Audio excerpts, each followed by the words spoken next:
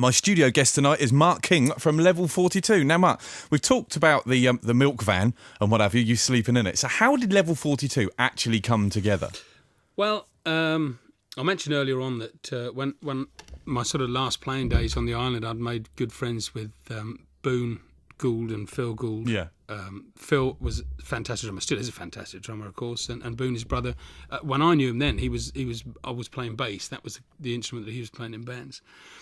But was a really fine guitarist as well. And we met up in London. Phil was studying at the Royal Academy of Music and had met a young guy called Mike Lindup, who was studying at the Guildhall School of Music when they did these sort of exchanges and stuff once a week.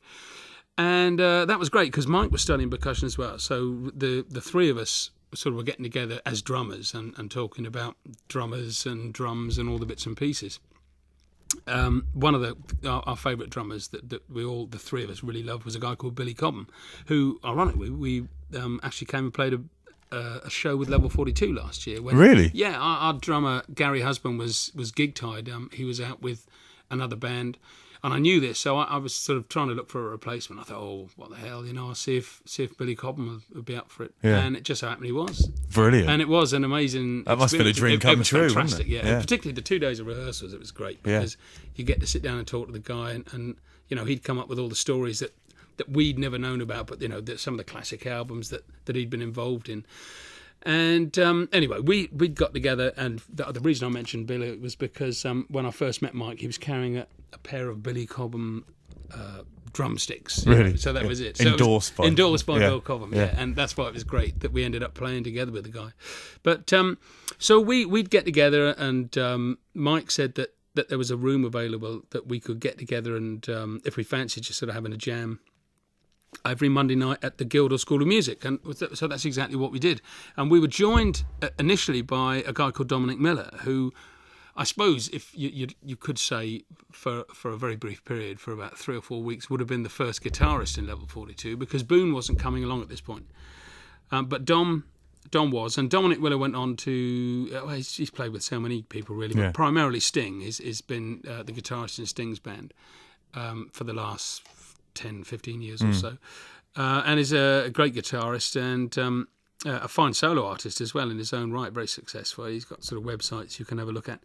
Anyway, Dom, being a cool sort of guitar dude with long hair and stuff, did what they all do, and that is just not show up for rehearsals. Yeah. So that became a bit tedious. So we said to Boone, listen, you should come along too, and which was good because then it gave us the chance to really sort of swap instruments around. Because like I said, Boone had a bass guitar and bits and pieces, and I was quite happy to have a go on a bit of guitar or bass or whatever, because I wasn't studying, I was working in McCurry's music store, and all that there were just guitars and basses. So I was able to muck around, on a daily basis there and sort of get my hands up to speed. And we were doing this for about 2 or 3 months, and we were getting a few sort of song ideas down, and it was really based on the music that we all had really loved and were listening to, all the guys that were coming out of the United States really from that period. There were a lot of Latin influenced bands, guys like Stevie Wonder and Herbie Hancock, and all instrumentals, I have to say. I mean, singing the song wasn't part of it, or actually writing a song. We were writing tunes and instrumentals.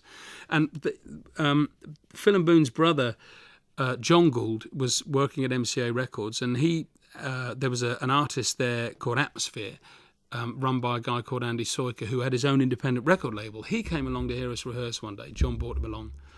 And it just so happened it was one of the tracks that I was playing bass on that I'd gone over, and we were playing this sort of long loping sequence that became the basis for a song called Love Meeting Love, which was our first single. And Andy said, well, I mean, he really wasn't impressed with much of the stuff we were doing, but he said, I quite like that one. If you can get a singer and come up with a song, with that based around that, he said, then I'll record it for you, which for us, I mean, if you get any whiff of that's the way to go, isn't it? Yeah, you just go, oh, that'd be fantastic, and because I'd had the riff and I was sort of living at the same house as Boone at the time, I said to Boone, you come up with some words and we'll just do it ourselves, and I'll sing it, and I sort of came up with this feeble melody line, and Boone wrote, I thought were really good words, and it was great. And we went back to Andy Soik, and he said, yeah, that's just fine. And we went to the studio, and it was the first time we got to meet Wally Badru as a band, because Wally, who was always like the fifth member, and he'd met Phil Gould through the MCA connection, because Robin Scott, who had this group called M, had a huge hit with a record called Pop Music. And they needed somebody to come and mime on top of the Pops with them, because they didn't have a drummer. I mean, there wasn't a band, really. No. So Phil went on there, because John was able to fix it up through MCA. And then that's how we met Wally. And Wally was a massive part of the Level 42 sound, because he was a good sort of synth man. And right back at the early 1980s, the synth thing was really just about to sort of burst through. It was bursting through, yeah. It was, So you had all your electro pop. So what year was this then that you were... 1980. It was 1980. Yeah, that early. It was. Yeah, it was 1980. That was it. We actually began the jamming around at the Guildhall in very late 1979. Right. So the band really sort of kicked off straight away at the beginning of 1980. And I think Love Meeting Love was released sort of April, Mayish or June in 1980. So 1980. It really was that quick. That from what seems relatively quickly, that having got somebody to come on see us within 3 months, we had a record out, and it became a minor hit. Because I remember, I think at that time, and you'll probably correct me if you can remember, but weren't you signing copies in Happy Days in Newport for that? It's possible. I'm sure it's I possible remember. There might have been some white labels, or in fact, if it was the original ones, it would have been on Elite Records, and they had these a big blue. Because back in the days of vinyl, of course, you had something to write on. Yeah. And there were these Elite Records. And I think that, because we were struggling for something to put on the B-side, and I think Andy Soiker might even have stuck another record from somebody else on the B-side of this thing, because there was only the one track that we had, Yeah. He then promptly, said, this is going very well, lads. We're going to the studio and record an album. And then he said, but you have to sign a contract, and we said, fine. And he, but ludicrously enough, he said it's a 6-month contract, which exactly that's exactly what bizarre, I did. I thought, how odd, but months. we did, and it turned out to be quite fortuitous, because the 6 months sort of passed in no time. Yeah. Love Meeting Love had become, albeit a minor hit, a hit nonetheless, and a first hit, and that's the important thing. Yeah. And then we followed that up with Flying on the Wings of Love. Yeah. Which Mike Lindop was singing, and that was also sort of slightly better in the charts.